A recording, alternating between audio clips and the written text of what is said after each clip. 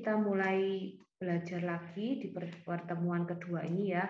Kita akan membahas sesuai dengan minggu yang lalu, belajar tentang statistik deskriptif dan statistik inferensial. Untuk teman-teman sudah coba mencari belum terkait statistik deskriptif dan statistik inferensial? Silahkan untuk yang sudah mencari, silakan coba diutarakan kira-kira apa sih statistik deskriptif dan statistik inferensial tersebut. Silakan.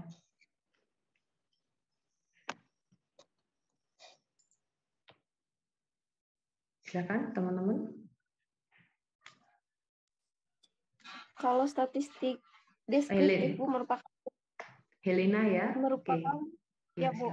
Ya. Merupakan metode yang berkaitan dengan pengumpulan atau penyajian data dan memberikan informasi inti dari kumpulan data yang ada. Sedangkan statistik inversal merupakan sebuah metode yang dipakai untuk menganalisis kelompok kecil dari data induk. Terima kasih, Bu. Oke, ya. Oke, bagus. Good, Helena. Itu dari Helena. Untuk teman-teman yang lain, silakan. Yuk. Silakan. Saya beri waktu sebelum saya menjelaskan lebih mendalam terkait statistik deskriptif dan inferensial.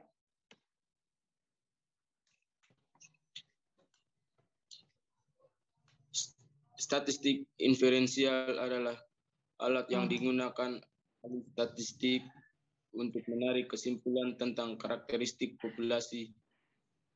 Oke, ya. Silakan. Kemudian, Lucius. Ya, Ibu. Kemudian statistik deskriptif adalah statistik yang digunakan untuk menganalisis data dengan cara mendeskripsikan atau menggambarkan data yang telah terkumpul sebagaimana adanya tanpa bermaksud membuat kesimpulan yang berlaku untuk umum atau generalisasi. Oke. Itu dari Lucius. Bagus juga Lucius. Silakan untuk satu anak lagi, saya beri kesempatan.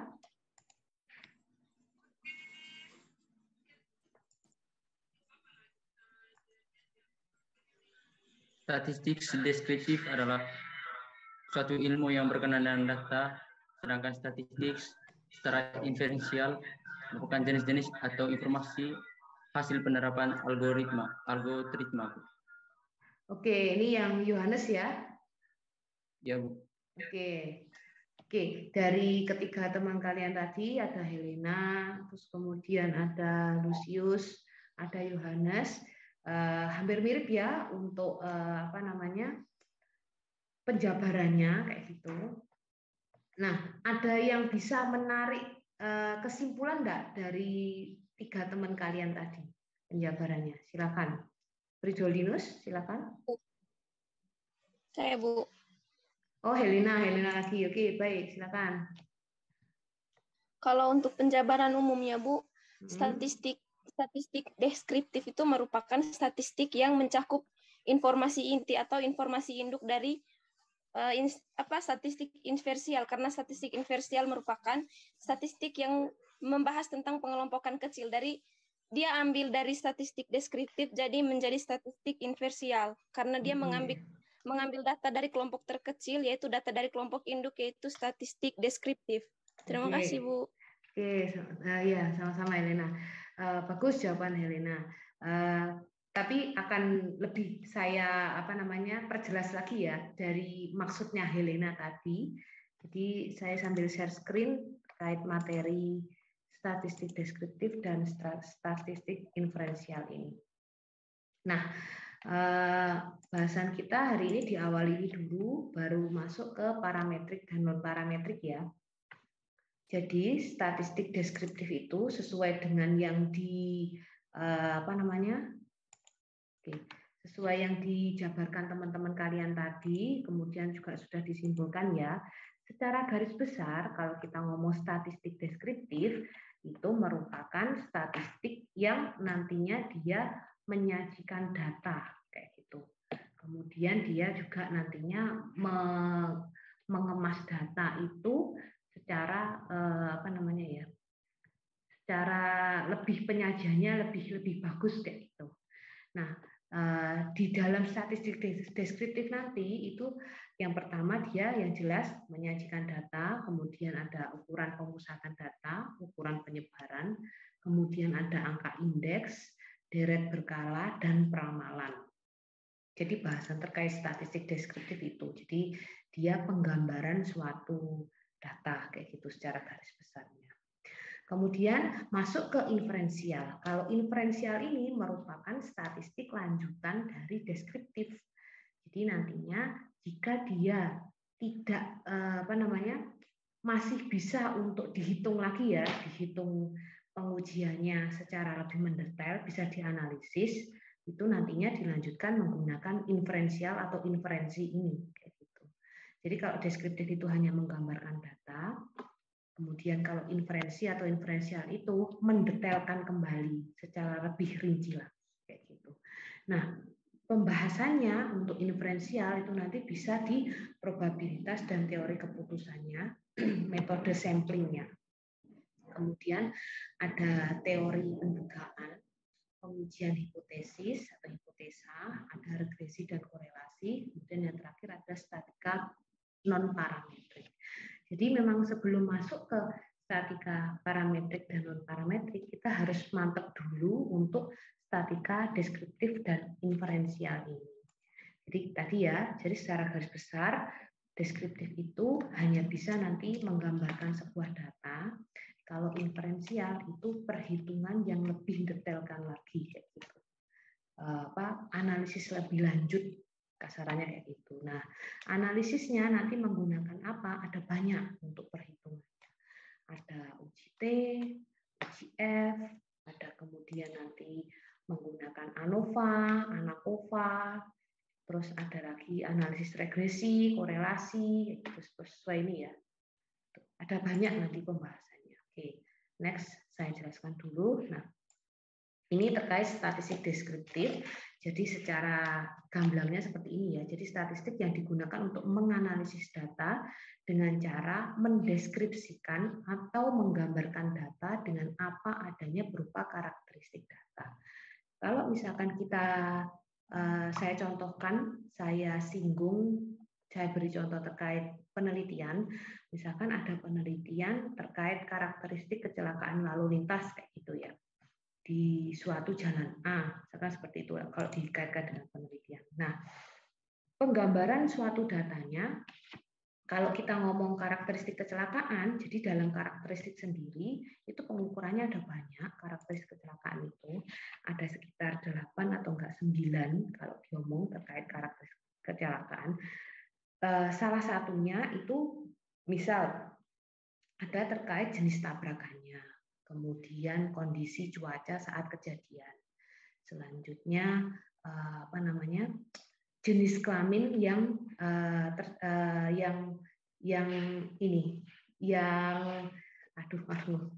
ngomongnya agak susah. Jenis kelamin yang ini melaksanakan ya benar kayak gitu maksudnya, mengalami kecelakaan ya. Jenis kelamin yang mengalami kecelakaan, kemudian kerugian material. Nah, salah satu contohnya itu dari ke-9 ya. Nanti kalau misalkan mau mendalami silakan baca-baca jurnalnya. Saya juga lupa kalau ditanya 9 itu apa saja kayak gitu. Nah, kan contohnya seperti itu. Nah, diawali kayak gini.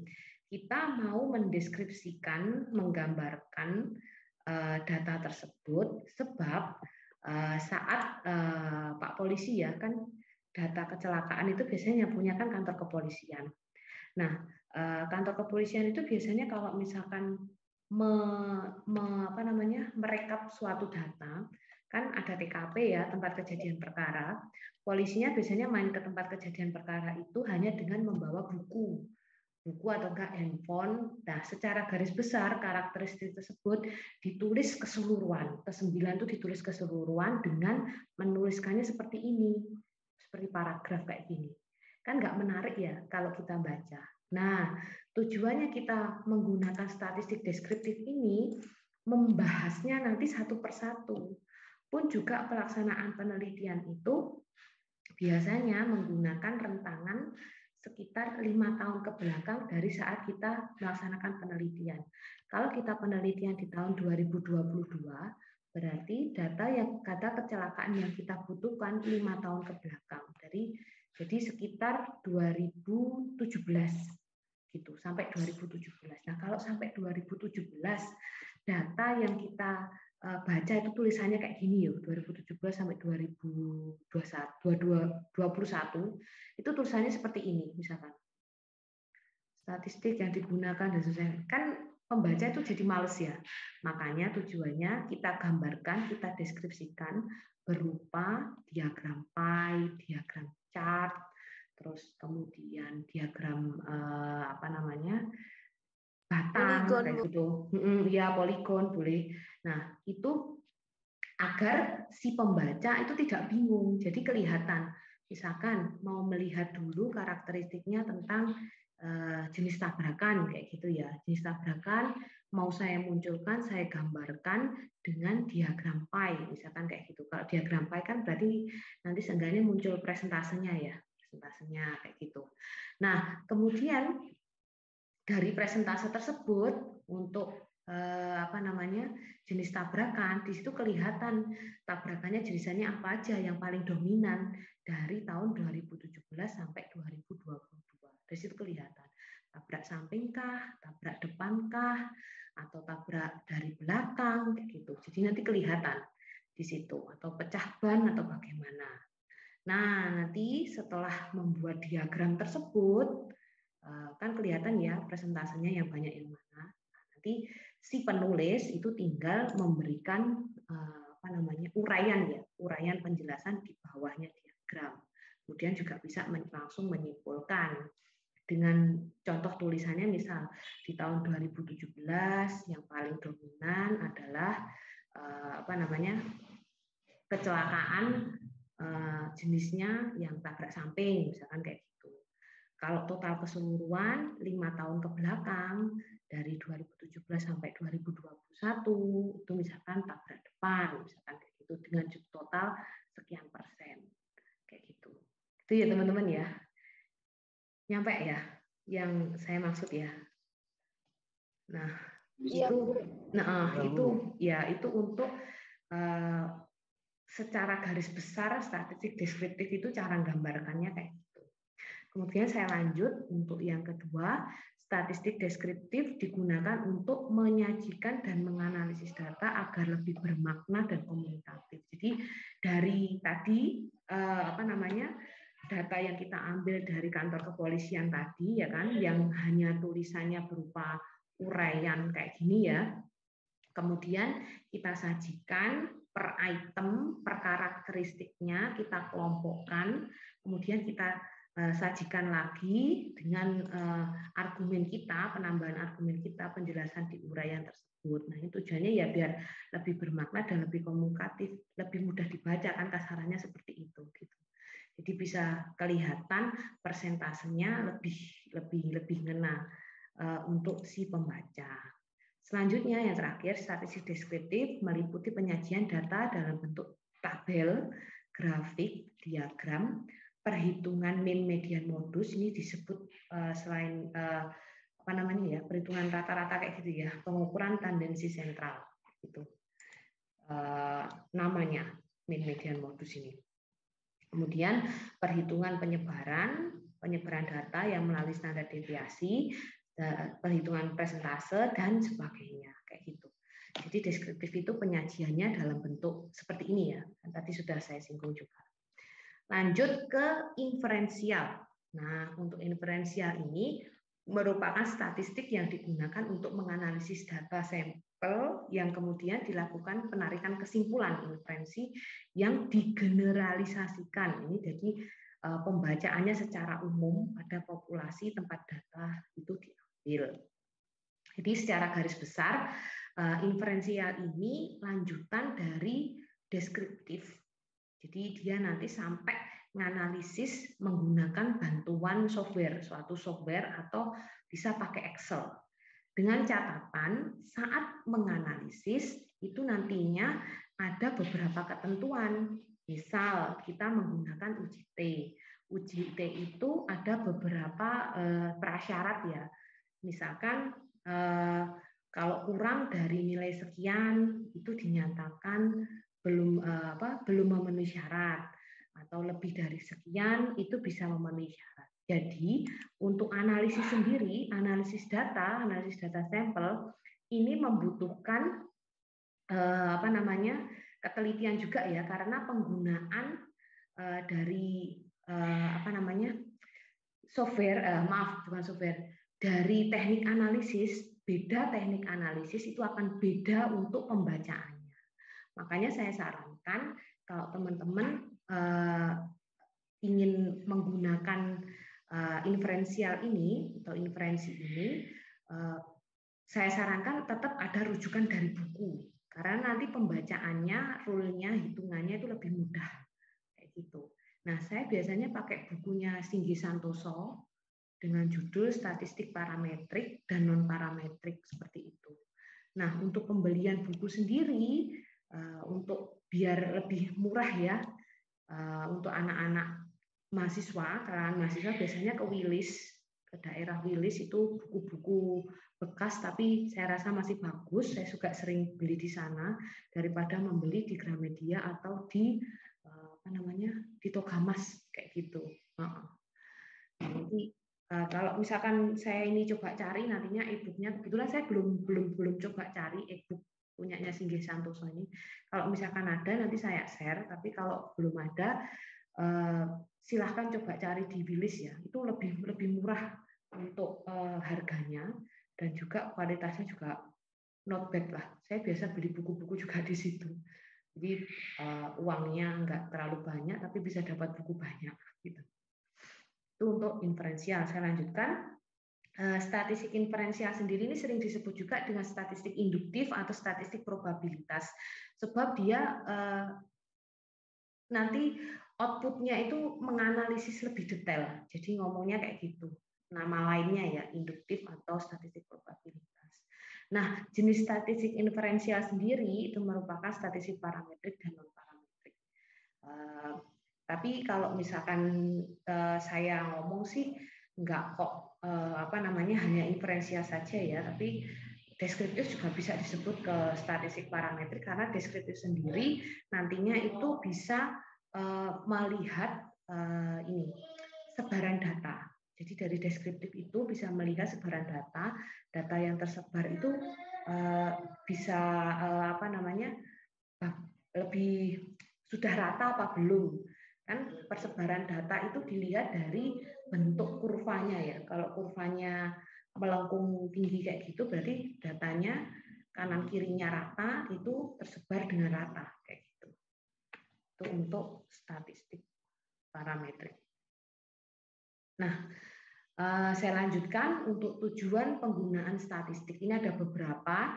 Yang pertama, menentukan sampel yang representatif sehingga efisiensi kerja dapat tercapai. Ya, memang untuk penggunaan statistik sendiri itu niatnya kan memang untuk membaca si sampel ya. Sampelnya itu biar nantinya dibaca oleh pembaca. Jadi penulis kan nanti nulis. Nah, yang baca itu lebih mudah untuk membacanya dan nantinya bisa komunikatif gitu ya. Selain dia baca itu langsung bisa nyampe gitu. Nah, membaca data semudah mungkin, kemudian melihat ada tidaknya perbedaan antar kelompok. Ini juga bisa dilakukan jika kita lebih mendalam menggunakan analisis ya, analisis statistik yang ranahnya menggunakan deskriptif yang menggunakan ranahnya inferensial gitu, melihat perbedaan antar kelompok. Kemudian juga melihat ada tidaknya hubungan antar variabel, karena ini pasti akan bahas tentang variabel ya. Jadi variabel yang digunakan, ciri variabel. Kalau misalkan deskriptif itu biasanya hanya satu variabel ya, kayak karakteristik kecelakaan berarti hanya satu variabel, yaitu karakteristik itu. Tapi di dalam karakteristik kan nanti ada banyak pembacaannya. Jadi subnya itu ada banyak, nanti bisa bahas terkait itu, makanya masuknya ke deskriptif, ke penggambaran data saja, deskriptif. Tapi kalau misalkan ada dua, nanti biasanya menggunakan inferensial. Selanjutnya untuk yang kelima, melakukan prediksi, baik untuk waktu yang akan datang maupun waktu yang lalu. Statistik bisa dilakukan untuk memprediksi, sebab seperti tadi ya, kalau misalkan ada kecelakaan dari tahun 2017 sampai 2001, datanya sudah seperti itu ya. Terus kemudian kita sebagai penulis juga bisa menyimpulkan kira-kira untuk waktu ke depan dengan jenis tabrakan yang seperti itu ya, yang sudah terjadi, terus kemudian jumlah tabrakannya juga segitu banyaknya, kira-kira beberapa tahun yang ke depan, kalau misalkan industri mobil, industri sepeda motor terus ada, kira-kira masih sering terjadi enggak jenis tabrakan seperti itu? Itu nanti juga bisa digunakan untuk prediksi ke depan. Selanjutnya, melakukan interpretasi data. Jelas kalau untuk interpretasi data ini dari data yang ada, kemudian kita baca ya, sesuai dengan analisis yang kita gunakan, misalkan menggunakan uji T atau uji F. Bentar.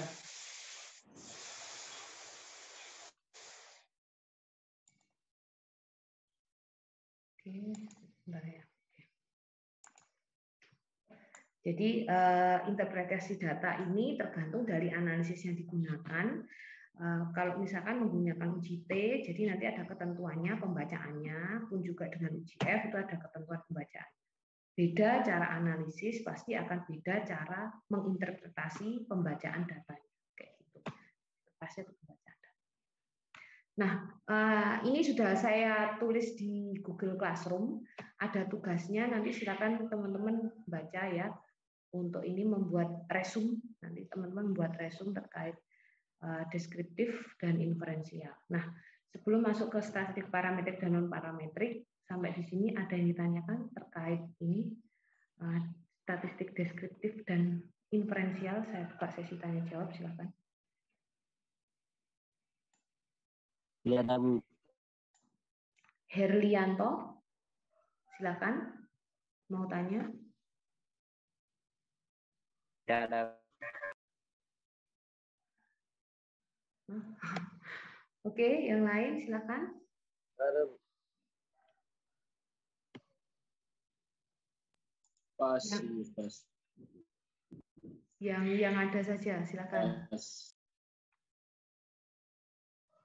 Soalnya keputus-putus di saya.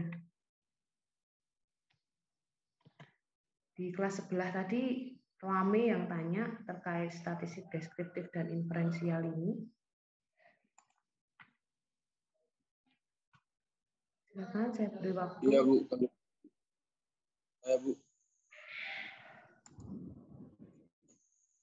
Halo, Bu. Oh, iya, silakan. Kalau begitu begini, Bu. Statistik kegunaan kita belajar ilmu statistik ini dalam ilmu lingkup bangunan untuk apa ya? Kira-kira contohnya macam membedakan jenis bangunan atau bahan-bahan gitu atau bukan? Loh. Iya, sebentar. Oke. Jadi statistik ini pengukuran ya. Jadi bukan pengukuran suatu data yang ada. Jadi bukan untuk ukur semacam RAB gitu, bukan. Itu ya yang kamu maksud ya? Halo? Iya. Siapa tadi yang tanya? Lucius tadi ya? Halo? Iya? Dengar suara saya enggak? Dengar, Bu. Iya, tadi yang tanya. Benar, Bu. Iya, tadi yang tanya Lucius. Atau siapa tadi yang tanya? Si Firinus. Hah? Siapa yang tadi yang tanya? Kurang tahu juga, Bu. Masya Allah. Jadi nanti Nggak tahu, Bu. disebutkan dulu namanya ya. Jadi bukan kok untuk ngitung keuangan atau bahan di suatu bangunan, bukan. Statistik ini digunakan untuk menghitung, menganalisis suatu data kayak gitu, data yang kita peroleh. Jadi kalau misalkan kita ngomong hitung itu nggak berupa data yang kita ambil dari untuk ke sipilnya ya, teknis sipilnya saja enggak, teknis ke sipilnya enggak, tapi data-data yang kita butuhkan untuk penelitian kayak gitu. Oke, enggak apa-apa. Memang masih di awal jadi belum tahu sebenarnya nanti ranah penelitiannya nanti kayak apa. Silakan untuk yang lain, teman-teman yang lain. Oke. Silakan. Ya. Oke, silakan. Namanya siapa? Liberty Alfana, Bu. Iya, silakan. Liberty. Saya kurang paham tentang yang di statistika deskriptif, Bu, yang poin 5, deret berkala dan peramalan. Saya kurang paham, Bu. Deret perkara dan peramalan. Sebentar. Perkara dan peramalan, Bu. Yang mana, Liberty? Yang di yang di kotak ini tah, deret perkara dan peramalan ini tah. Nah, deskriptif itu untuk kita semacam memprediksi juga. Kan tadi saya sudah memberikan contoh bahwasanya data itu kan kalau untuk deskriptif, contohnya misalkan kecelakaan lalu lintas tadi ya, karakteristik kecelakaan lalu lintas itu kan diambil 5 tahun ke belakang saat tahun kita ini sekarang melaksanakan penelitian. Jadi kalau 2022 ngambil datanya mulai 2021 sampai 2017 itu yang digunakan untuk penelitian. Nah, kemudian untuk deret perkara dan peramalan ini kita mengumpulkan data-data tersebut, kemudian kita menyajikan dan kita membahas data yang sudah kita terima tadi. Kita analisis tadi, kemudian kita misalkan memprediksi kira-kira beberapa tahun ke depan kejadian seperti yang sudah kita analisis tadi bakal terjadi lagi enggak. Terus kemudian ya kayak tadi ya, jenis tabrakan itu akan didominasi lagi enggak dengan jenis tabrakan yang sudah yang sudah kita analisis tadi. Misalkan yang paling banyak ada di tabrakan depan kayak gitu. Tabrak depan sama depan. Kira-kira masih banyak terjadi seperti itu lagi enggak untuk tahun ke depannya. Kayak gitu. Itu untuk meramalkan, contohnya peramalan. Jadi selain kita mengumpulkan data, menyajikannya dalam bentuk diagram, grafik kayak gitu, kita juga bisa nantinya meramalkan. Kayak gitu. Itu Liberty. Tanya yang bagus. Ada lagi untuk ya teman-teman yang lain? Silakan.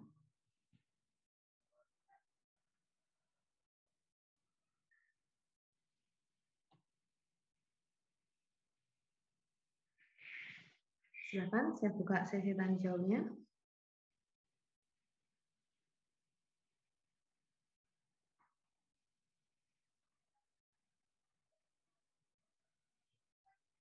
Jadi kalau misalkan kalian sudah coba membaca ya statistik deskriptif dan inferensial itu apa sebelumnya, pasti akan banyak. Mau bertanya, Bu.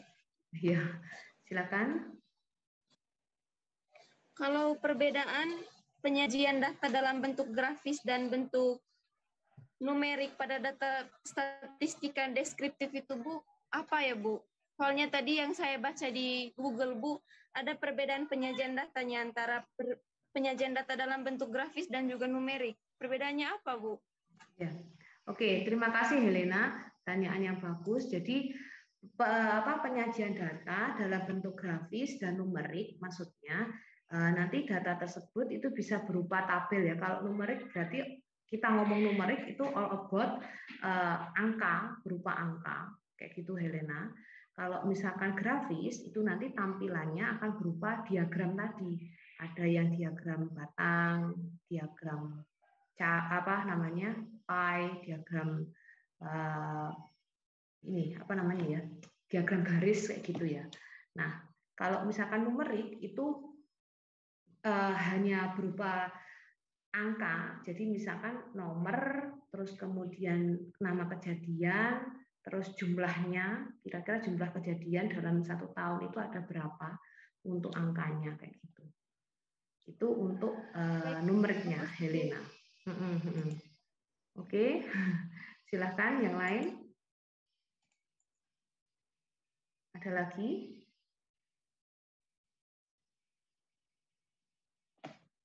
Ya, baik, jika tidak ada lagi, Bu. Jadi usahakan kalian yang itu ya, apa namanya, banyak baca ya, nggak cuma saya memberikan materi, karena ini levelnya sudah beda, kalian sudah di level sarjana, bukan anak SMA lagi yang menunggu materi, kemudian kalian baru belajar, nggak kayak gitu. Jadi kalian yang wajib belajar, kalian yang wajib kepo terkait materi yang nantinya next akan diberikan. Sering usahakan seperti itu karena kenapa? Pasti nanti akan banyak pertanyaan yang muncul saat waktu pembahasan. Kalau kalian seringnya menunggu materi dari dosennya, pasti hanya bingung ya, dengerin kayak hal baru kayak gitu. Jadi kalau kalian sudah prepare dulu, pasti akan banyak pertanyaan yang muncul nantinya. Usahakan seperti itu tidak hanya di mata kuliah saya saja, tapi di mata kuliah yang lain juga. Biar nantinya nggak bingung kayak gitu. Nggak cuma nunggu materi dari dosennya. Jadi antar dosen mahasiswa dengan dosen itu bisa saling bertanya kayak gitu. Ya saya harapkan pertanyaan dari teman-temanmu itu tadi bisa membantu untuk yang tidak bertanya. Karena kalau misalkan kalian nggak paham ini ngomongnya apa, itu susah juga nantinya. Karena ini hal baru ya, statistik itu hal baru saat adanya ya cuma waktu kuliah, karena itu untuk bantu membantu kita ngerjakan skripsi nantinya. Ya ini mohon maaf saya agak putus-putus di sini karena di sini kondisi cuacanya agak mendung kayak gitu. Oke, sebentar. Saya lanjutkan untuk materi statistik parametrik dan non-parametrik.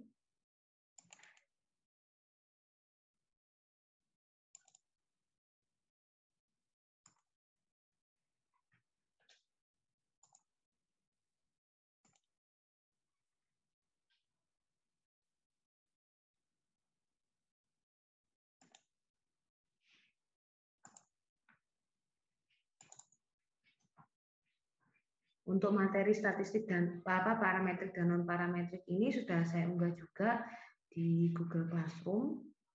Nanti teman-teman bisa mengunggahnya dan membacanya. Ini nanti kalau misalkan terputus silakan join lagi ya dengan link yang sama dan password yang sama.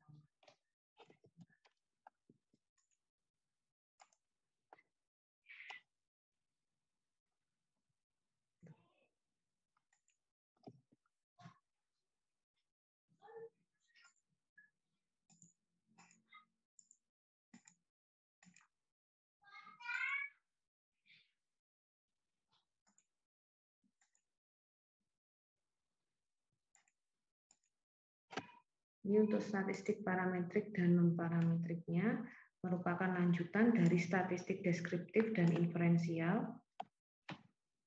Jadi untuk kita membahasnya kalau statistik parametrik dan non-parametrik berarti masuknya ke ini pengolahan data ya. Jadi pengolahan data itu ada 2 parameternya, disebut statistik parametrik dan non-parametrik. Kalau yang parametrik itu berhubungan dengan proses inferensi statistik yang membahas parameter populasi, jenis data interval atau rasio, kemudian distribusi datanya normal atau mendekati normal. Selanjutnya untuk yang non-parametrik ini merupakan proses ya, statistik yang membahas parameter populasi. Tolong di mute ya, yang suaranya nyala. Ini saya kalau ngecek satu-satu ya nggak selesai-selesai. Silakan di-mute. Lanjutkan terkait statistik parametrik dan non-parametrik. Bentar, saya share dulu untuk screen-nya.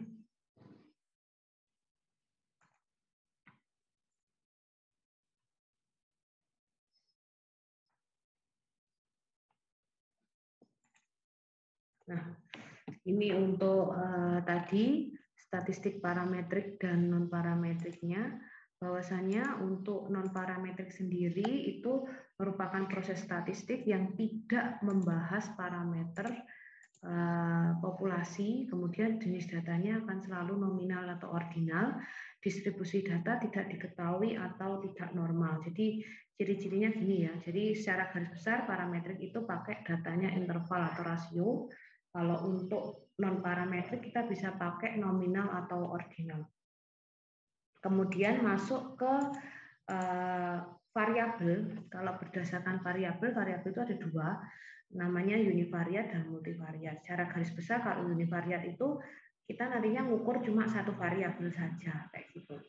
Kemudian kalau multivariat itu variabelnya nanti akan lebih dari satu, kadang ada 2, ada 3, 4 dan seterusnya. Itu disebut multivariat. Nah, ini untuk alur pengolahan data. Jadi saat kita memulai untuk mengolah data, kita harus tahu dulu jenis datanya apa. Dia masuk ke interval rasio atau nominal ordinal. Kalau masuk ke interval rasio, kita menggunakan statistik parametrik. Kayak gitu. Kalau statistik parametrik, ini notabene-nya nanti dia biasanya datanya pakai yang tadi ya, deskriptif tadi ya, kayak gitu.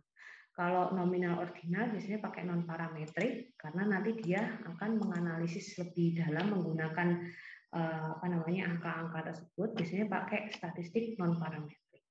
Kemudian non parametrik belum berhenti sampai di sini, kita harus menentukan dulu jumlah variabelnya, satu variabelkah atau dua variabel. Nanti bisa masuk ke analisis univariat atau analisis multivariat. Kalau yang univariat biasanya nanti pakai uji T, uji F, seperti itu. Kalau untuk 2 atau lebih, ini bisa pakai korelasi atau regresi, seperti itu nantinya. Nah, untuk pembahasannya, analisisnya itu apa saja, nanti kita singgung di belakang, gitu ya, setelah ini.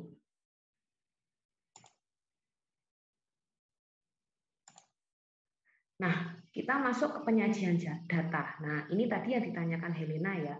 Jadi numerik itu maksudnya seperti ini Helena. Jadi hanya kelihatan angka-angkanya saja kayak gitu, tanpa dia nantinya memberikan berupa bentuk grafik kayak gitu ya. Kalau grafik kayak gini kan kelihatan pembacaannya nanti dari warnanya atau di sini kadang ada presentasinya berapa kayak gitu. Itu untuk yang grafik. Jadi bentuknya seperti ini, numerical dan grafik. Grafik sendiri itu ada yang diagram batang, kemudian diagram ini ya. Saya bingung ngomongnya. Diagram pie kayak gitu. Nah, ya, kalau tabel sendiri itu nantinya memberikan informasi secara rinci terdiri atas kolom dan garis. Ini untuk pembuatan tabel. Untuk lebih mendalamnya, tata tulis tabel, kalau misalkan kita mengerjakan skripsi itu akan dibahas di metode penelitian. Jadi untuk teman-teman, sekarang kan ngambil mata kuliah statistik probabilitas. Nah, statistik probabilitas ini nantinya digunakan untuk interpretasi data, hasil dan pembahasan itu di bab 4 skripsimu. Jadi usahakan catatan-catatan itu jangan dibuang ya untuk ini statistik probabilitas karena nantinya dipakai untuk menyusun skripsi yang diawali dari metode penelitian itu. Jadi masih berhubungan gitu antara metode penelitian, mata kuliah metode penelitian dan statistik probabilitas. Tuh. Nah, ini untuk membuat grafik. Jadi grafik itu ada jenisnya ini ya, ada grafik batang, bar, kemudian catnya ada pie, garis, terus kemudian ada yang interaktif, gabungan antara dua garis kayak gitu. Nah, grafik sendiri itu memberikan informasi dengan benar dan cepat, namun dia tidak rinci.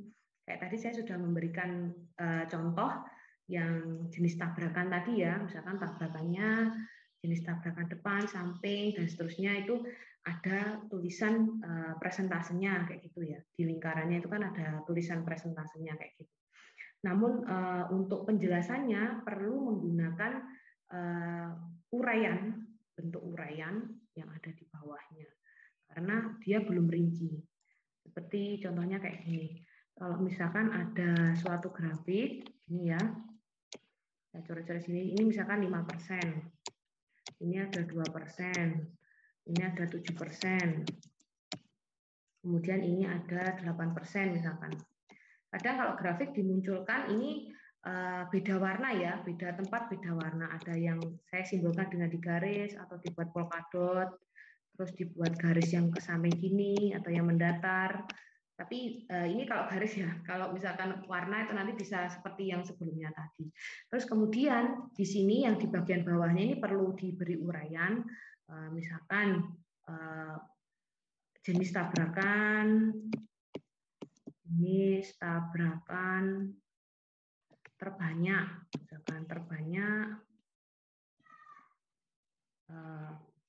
ini 8% untuk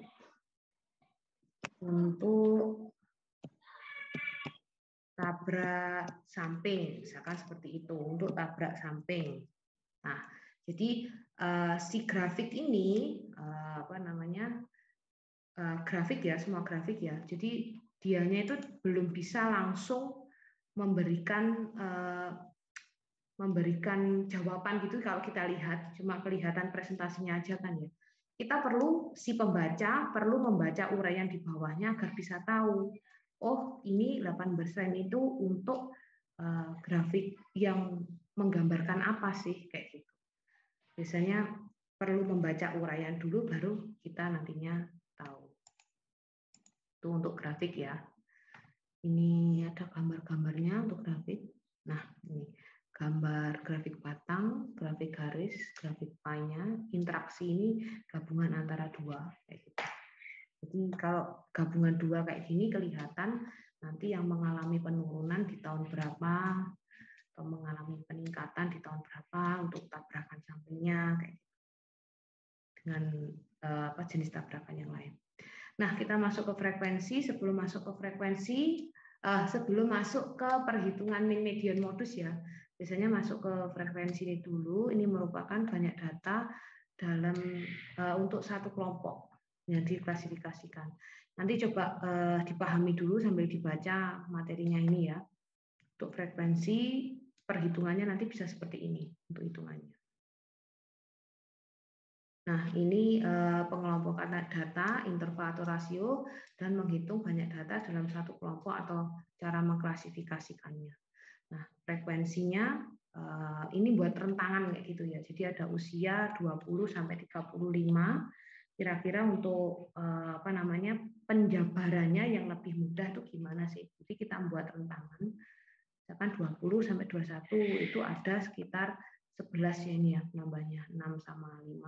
Jadi ada 11 orang misalkan gitu buat frekuensi. Nah, ternyata pengelompokan usia ini pun itu juga diperlu perhitungan. Nah, cara perhitungannya gimana? Caranya seperti ini nanti.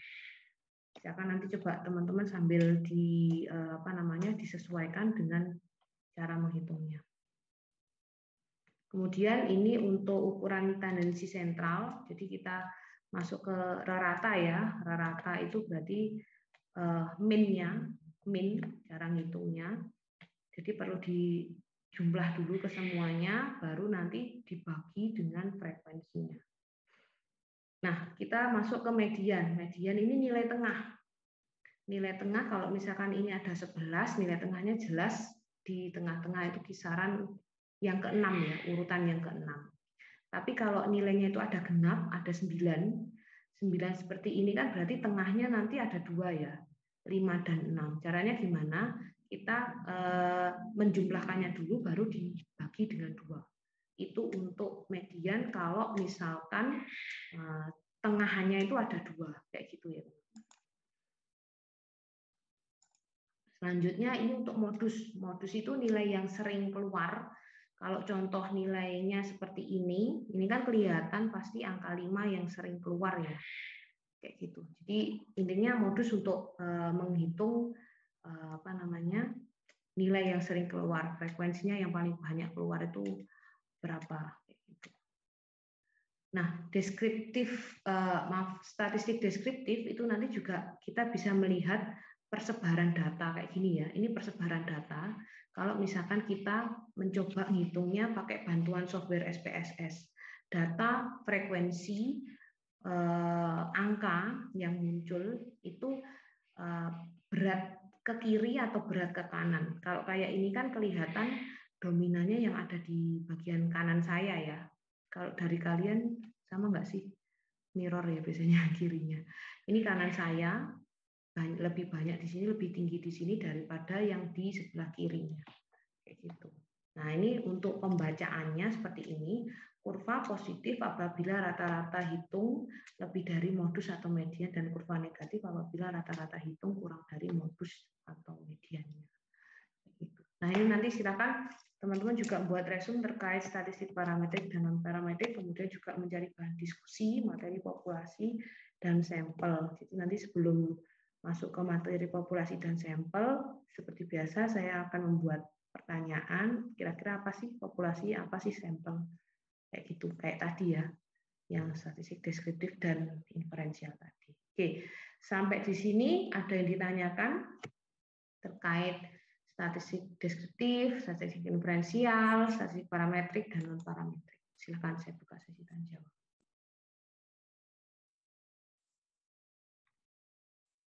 Izin bertanya, Bu. Ya, Absalon ya, silakan. Jadi, tujuan pembuatan batang grafi itu, bar itu, dia bentuknya bagaimana? Ya, tujuan pembuatannya itu adalah untuk penggambaran data ya. Kan tadi di awal saya sudah bilang bahwasanya kegunaan statistik deskriptif sendiri itu untuk menggambarkan data. Jadi dia cara menggambarkannya dibantu oleh grafik-grafik tadi kayak gitu. Apa itu? Absalon, ya kayak gitu ya. Gimana? Sudah? Oke, baik. Untuk yang lain silakan. Ada yang nanyakan lagi? Terkait statistik deskriptif, inferensial, kemudian parametrik, non-parametrik. Silakan. Jadi hari ini mulai dari jam 9 ya, saya tadi ngajarnya agak banyak berceloteh juga. Agak lelah ini. Ini jam-jam krusial ya, kayaknya jam-jam istirahat. Jadi semoga lelah saya itu terbayarkan karena kalian bisa paham materi yang saya berikan untuk yang siang ini, untuk kloter terakhir ini.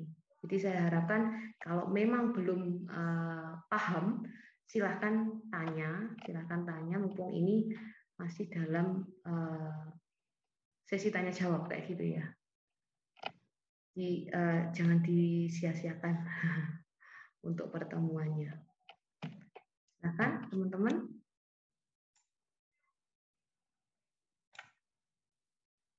Yuk.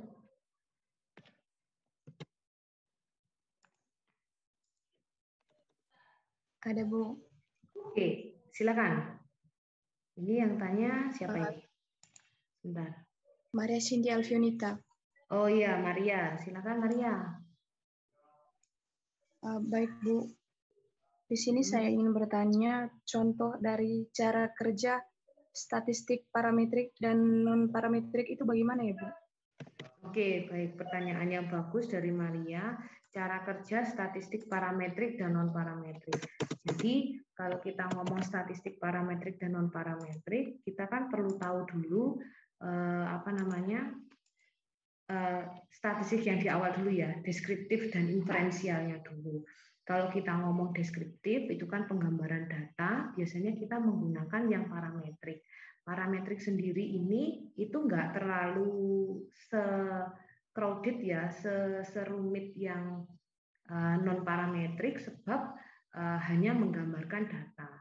Tapi kalau misalkan suatu statistik deskriptif itu nantinya dia masih bisa dilanjutkan untuk inferensial gitu. Nah, nantinya mau nggak mau harus ke ranahnya ke inferensial, terus kemudian masuk ke non parametrik, perlu menggunakan analisis kayak gitu. Nah, salah satu contohnya, contoh kasus dalam penelitian itu misalkan kalau pelaksanaannya butuh wawancara. Jadi kalau misalkan butuh wawancara itu nantinya kan butuh konversi ke skala gitu ya. Kalau misalkan kita ngomong namanya skala Likert, nanti kita juga akan membahas tentang skala Likert ini di akhir kalau kita sudah masuk ke kuesioner, pembahasan tentang kuesioner, pembuatan kuesioner. Ini tapi saya singgung sedikit untuk memberikan contoh.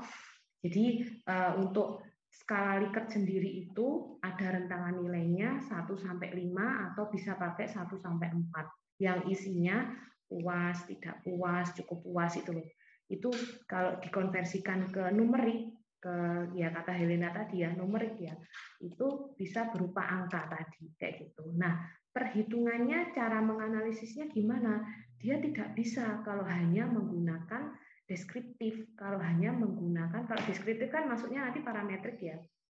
Kalau hanya menggunakan deskriptif nggak bisa. Dia wajib menggunakan yang inferensial. Jadi wajib menganalisisnya. Nah, analisisnya biasanya pakai analisis yang mudah ya di awal, mungkin pakai uji T atau uji F itu sudah cukup. Kayak gitu. Itu untuk ranah. Contoh sekalian contohnya. Itu ya Maria. Sudah terjawab Maria? Ya, Bu. Oke, ada lagi yang mau ditanyakan? Silakan teman-teman. Ada, Bu. Oke, silakan Yohanes. Bagaimana syarat data yang dapat dianalisis menggunakan statistik parametrik, Bu? Nah, syarat datanya kan kalau ranahnya kalau masuk ke parametrik itu kan dari deskriptif ya. Ya, dia hanya menggambarkan data saja, Yohanes.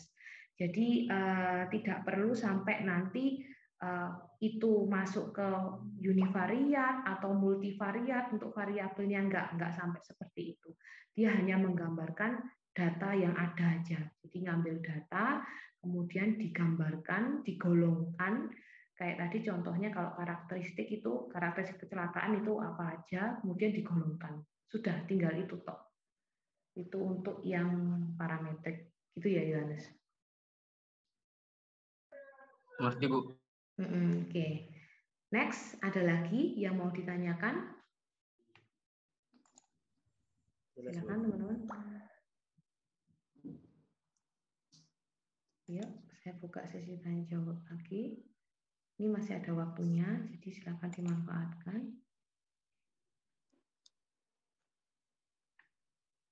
Ada lagi? Tidak ada? Oke, baik. Kalau tidak ada, kuliah hari ini cukup sekian ya.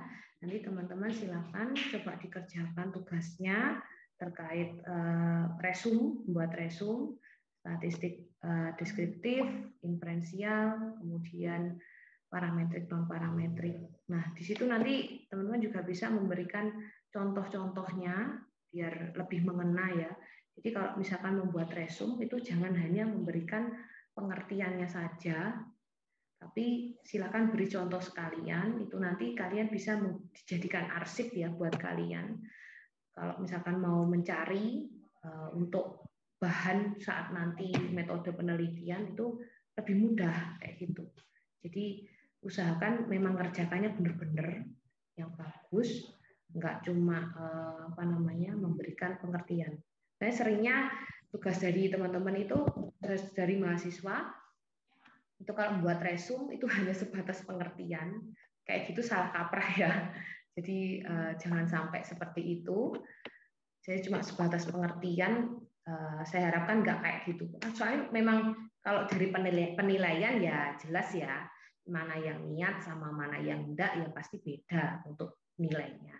Cuma harapan saya dengan kalian membuat resum, seenggaknya kalian belajar dengan membaca kemudian menuliskannya lagi, kan otomatis nyantol ya di sini kayak gitu. Nah, kalau nyantol itu kan nantinya mudah untuk melaksanakannya, teringat terus gitu. Tuh, niat saya sih seperti itu. Tapi ya namanya anak-anak, namanya mahasiswa, ya kadang ada yang nambeng nulisnya cuma di pengertiannya saja. Jadi saya harapkan nggak kayak gitu. Itu ya teman-teman ya. Terus kemudian jangan sampai plagiasi nyontek punya temannya, karena keduanya ya pasti jelas nilainya yang nggak bagus semua untuk keduanya. Gitu ya. Oke. Dan ada pertanyaan lagi? Sudah? Oke, baik. Enggak ada, Bu. Ya, Jelas, Bu. Ya, saya akhiri kuliah hari ini. Terima kasih. Selamat sore. Wassalamualaikum warahmatullahi wabarakatuh. Selamat sore, terima kasih Bu. Sama-sama. Kerjakan tugasnya ya. Iya Bu. Ya, saya